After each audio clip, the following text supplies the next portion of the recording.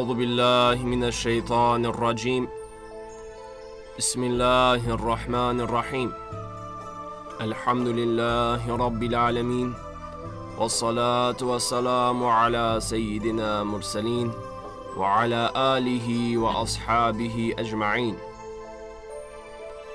Falënderimet dhe lavdrimet I takojnë vetëm Allahut Xheleshanuhu, I cili na krijoi në formën më të bukur, na udhëzoi në fenë e vërtet dhe të vetme të pranuar, na e shpalli Kur'anin udhërrëfyes dhe na e dërgoi Muhammedin sallallahu alaihi wasallam mësues. Përshëndetjet tona të përzemërta qofshin mbi vulën e pejgamberisë Muhammedit sallallahu alaihi wasallam, mbi familjen e tij të ndershme, mbi shokët e tij të sinqert dhe mbi gjithë muslimanët, të cilët e kanë ndjekur rrugën e Islamit, janë duke ndjekur dhe do ta ndjekin atë deri në ditën e gjykimit.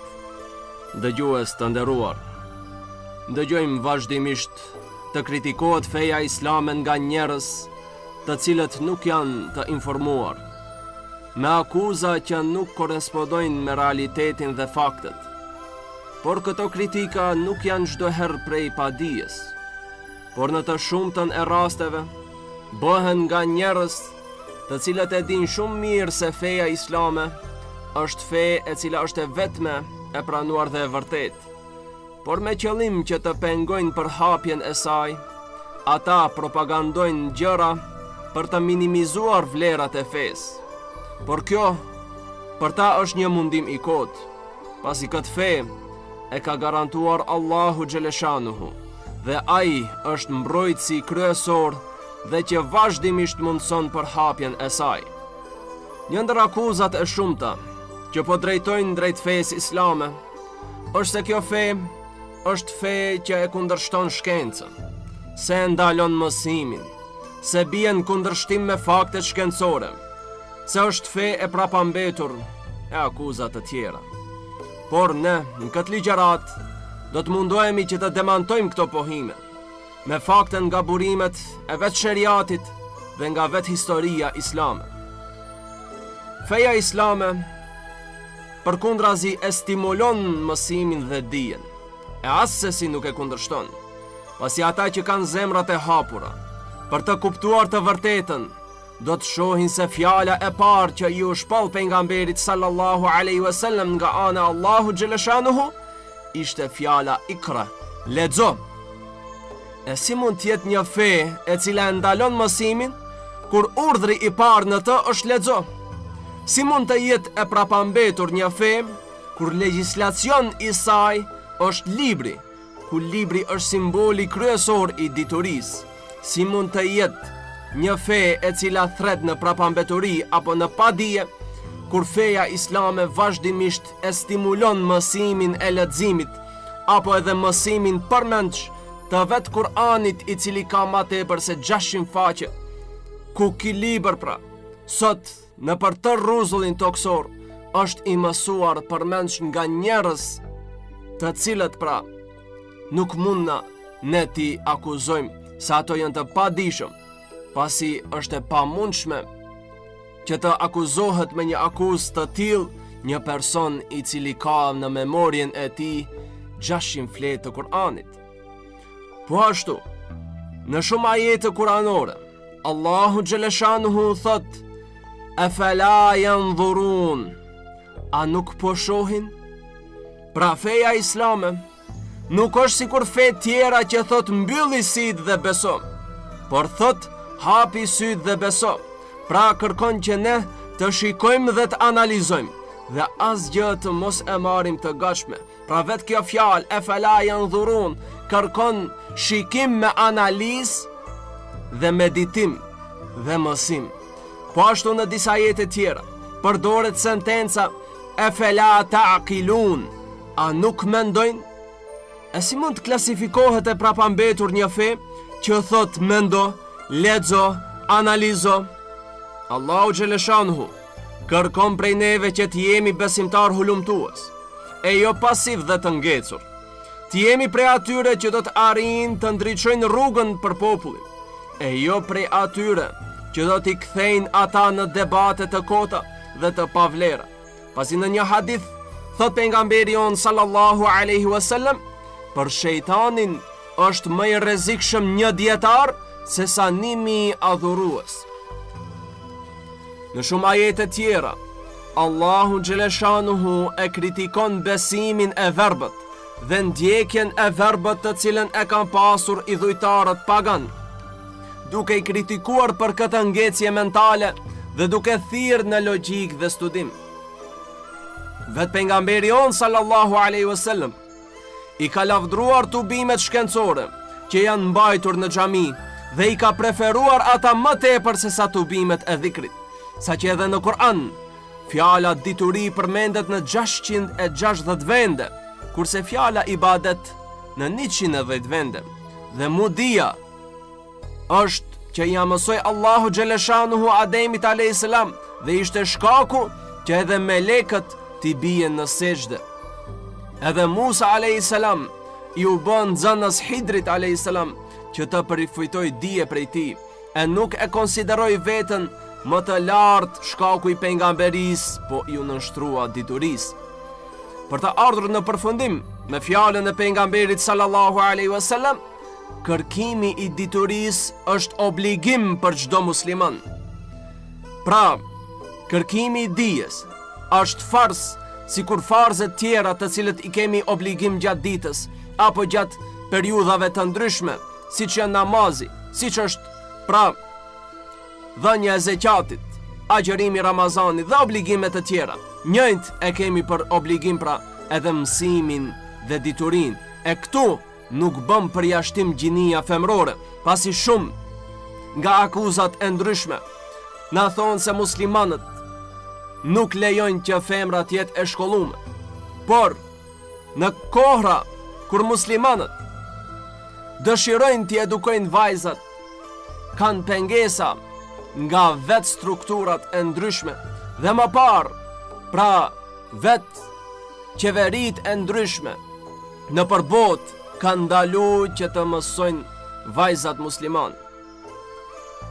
Ne kur lexojmë në jetë përshkrimet e dietarëve musliman, siç janë Ebu Hanifja, Maliku, Shafiu, Ahmed ibn Hanbeli, Buhariu dhe Muslimi, e shumë të tjerë, shohim se ata kanë ecur tërë jetën për të kërkuar dituri.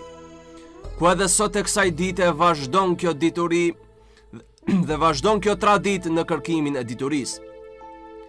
Perandorit islame, të cilët kanë udhëhequr botën, dietarët i kanë paguar me ari, saqë në disa raste e kanë peshuar librin dhe sa ka peshuar, aq i kanë dhënë ari. Shembull, nëse ka peshuar libri 1 kilogram, i kanë dhënë shpërblim 1 kilogram ari. Gjersa kështu shpërbleheshin dietarët në shtetet islame, në Evropë dietarët dhe shkencëtarët i dënonin me vdekje, ku në vitin 1600 kisha e dënoi me zjarr Giordano Brunon për arritjet e tij shkencore, të cilat binin ndesh me mësimet kishtare. E këtë fat nuk e pat vetëm kish shkencëtar, po edhe shumë të tjerë. Nëse shikojmë universitetet e para në botë, do të shohim se ato janë të ndërtuara nga muslimanët. Xhamit e muslimanëve çdo herë kanë shërbyer si shkolla dhe vende mësimi. Universiteti i parë dhe më i vjetri në botë daton që nga viti 859 në Fes të Marokos, i quajtur Universiteti El Qarouiyin, e ndërtuar me parat e një gruaje të pasur e quajtur Fatima El Fihri.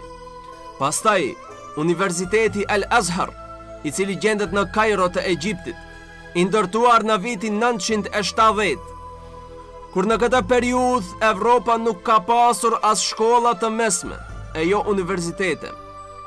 Ku shumë më vonë në Evropë fillon ndërtimi i universiteteve, duke i marrë si shembull vetë muslimanët. Atëherë ndërtohen edhe universitetet e para, ku universiteti i parë në Evropë është ai i Bolonjës në Itali, i cili është ndërtuar në vitin 1088. Më pas pason ndërtimi i Universitetit të Oxfordit në Angli, i hapur në vitin 1096, dhe më vonë pastaj ai Cambridge-it në Angli në vitin 1209. Muslimanët e hershëm e kanë kuptuar seriozisht çështjen e mësimit, andaj edhe ku kanë shkuar, së pari kanë themeluar shkollat e tyre. Ku kjo tradit është përcjell nga të gjithë perandorit, ku edhe sot e kësaj dite, bashkësitë fetare përkujdesen që popullata mos ngelet e parsimuar, ku krahas shkollave shtetërore funksionojnë edhe medreset, të cilat janë në përkujdesjen e bashkësive islame. Ku si shembull mund të marrim edhe medresen e Shkupit, e cila është e hapur që nga viti 1983, apo Fakulteti i Shkencave Islame, që funksionon që nga viti 1997 dhe prodhon kuadro të reja dhe mundson mësimin e fesë në frymën burimore islame. Po ashtu edhe xhamit tona kanë shërbyer në interes të mësimit dhe edukimit, ku në periudha të ndryshme, në kohëra kur nuk kanë pasur fshatrat shkollat e tyre, si shkolla kanë shërbyer xhamit, ku edhe në kohëra bashkohore, në disa lagje të Shkupit, si shembull mund të përmendim pra fshatin Buković, kur janë pamundsuar kushtet për zhvillimin e mësimit në shkollë shkaku i djegjes së shkollës, mësimet i kanë vazhduar në xhami. Me këtë vërtetojmë se feja islame vazhdimisht ka qenë në shërbim të dijes dhe arsimit për popullatën tonë. Bibliotekat që kanë pasur muslimanët kanë qenë ndër më të pasurat me libra, ku vetëm Bagdadi, në kohën kur u shkatrua perandoria abasite në Advent, në vitin 1258, ka pasur 36 librari të mëdhaja në qytet. Në kohën e formimit të Universitetit El Azhar, ishin sjell aty mbi 200.000 vëllime me libra, kurse mbretja asaj kohe i Anglisë krenohej me bibliotekën e tij, i cili kishte vetëm 3.000 libra. Zbulimet më të mëdha që janë bërë nga shekulli 8 deri në atë 15 u takojnë muslimanëve.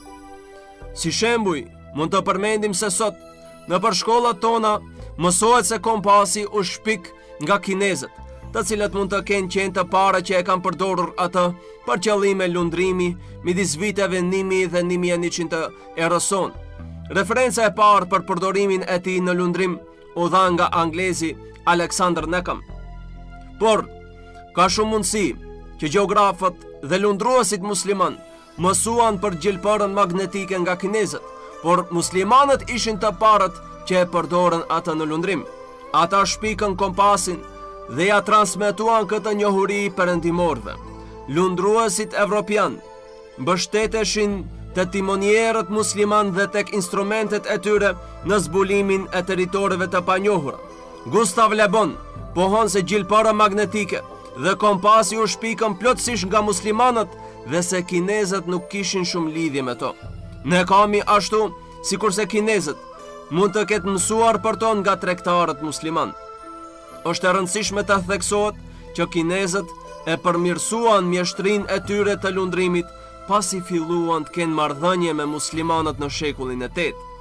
Po ashtu mësojnë në përshkolla se baruti u përdor në botën perëndimore fal punës së Roger Baconit më vitin 1242. Por për përdorimin e parë të barutit në armë ishte kur kinezët qelluan kundër mongolëve në përpjekje për t'i friksuar. Ata e përdorën atë duke i shtuar substancës sulfur dhe qymyr.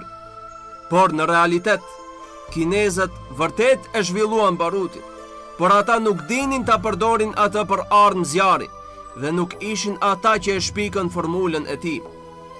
Studimet e kryera nga Reinhardt dhe Faue treguan qartë se baruti u formulua fillimisht nga kimistët musliman. Mëtej, këta historian pohojnë se muslimanët ishin të parët që shpikën armët e zjarit. Të bie në sy fakti që muslimanët përdorën granatat dhe armë të tjera në mbrojtjen e Algjirit nga francezët gjatë shekullit 14. Jean Matisse tregon se udhëheqësit musliman kishin pushk, topa ndezës, bomba sulfuri dhe pistoleta dekada të tëra përpara se ato të përdoreshin në Evropë.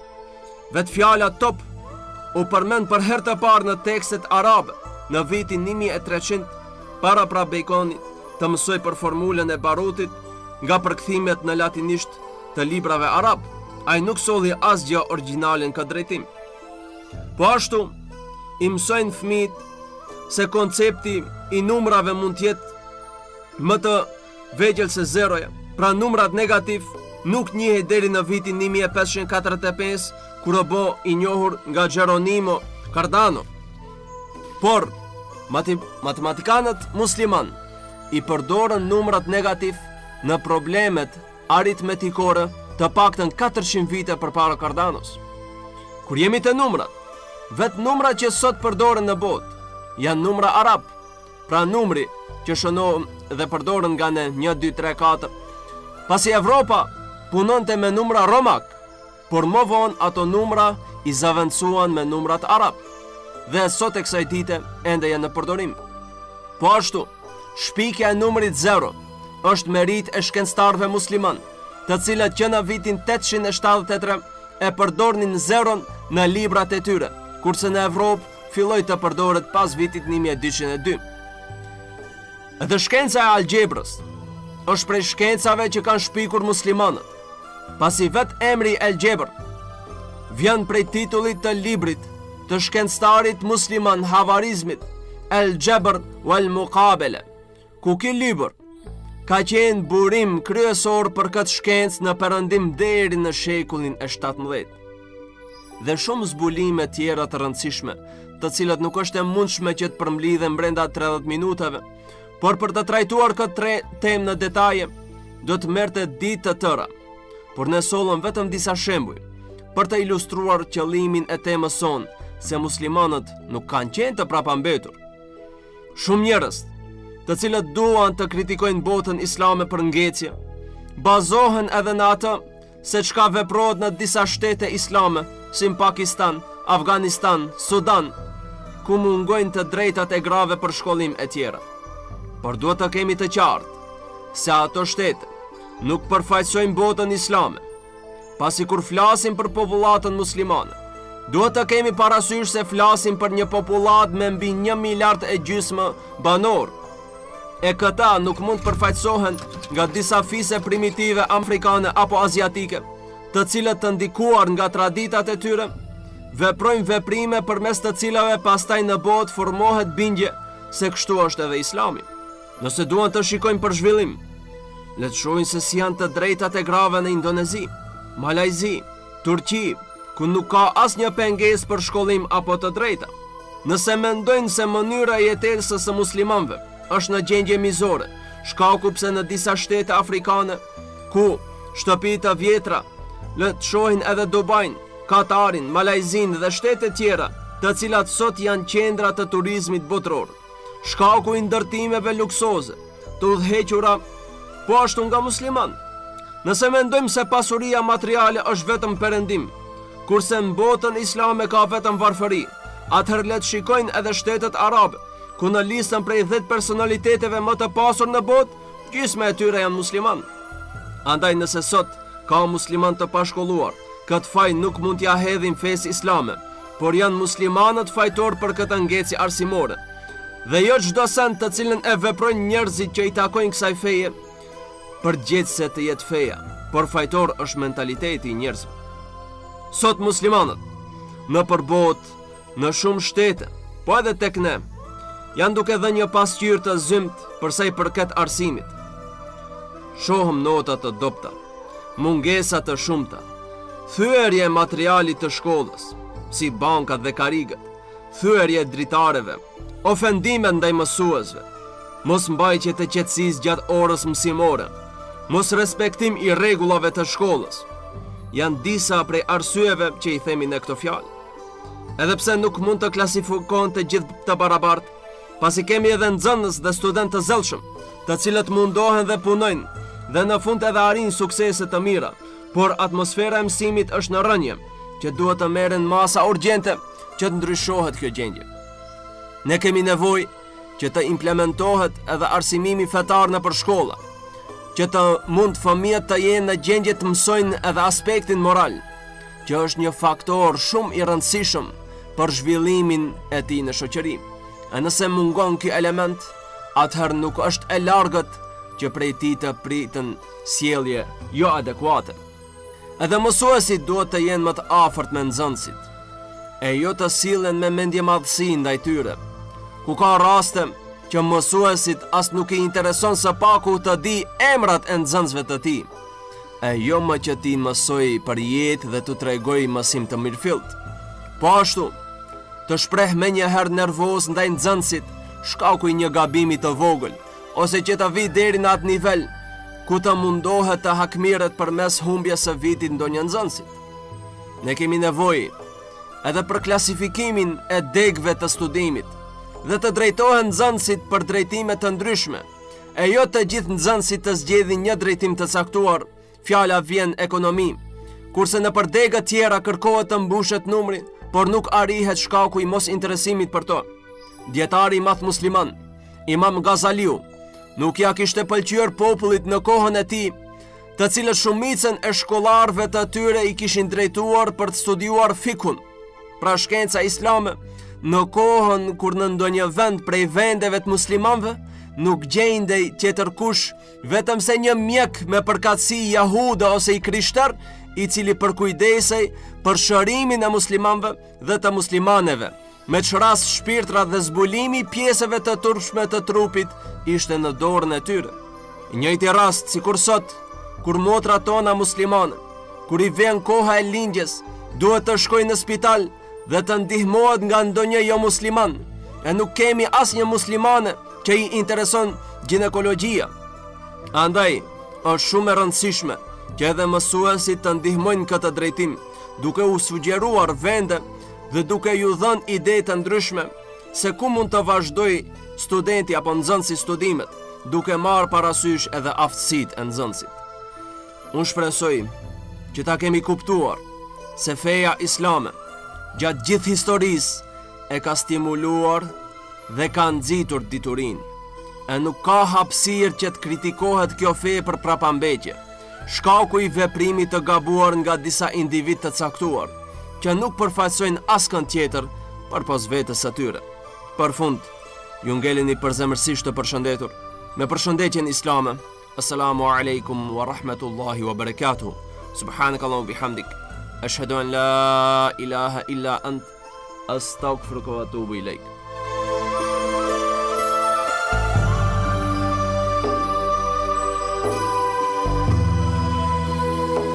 Dëgjuat ligjeratën fetare në temën Islami nxit dijen dhe nuk e kundërshton nga Hoxh Shaban Tahiri, ligjerues në xhamin e tretë në Saraj. Emisione këta të realizuara nga Radio Vati dhe Miftinia e qytetit të Shkupit. Ju falenderit për vëmendjen.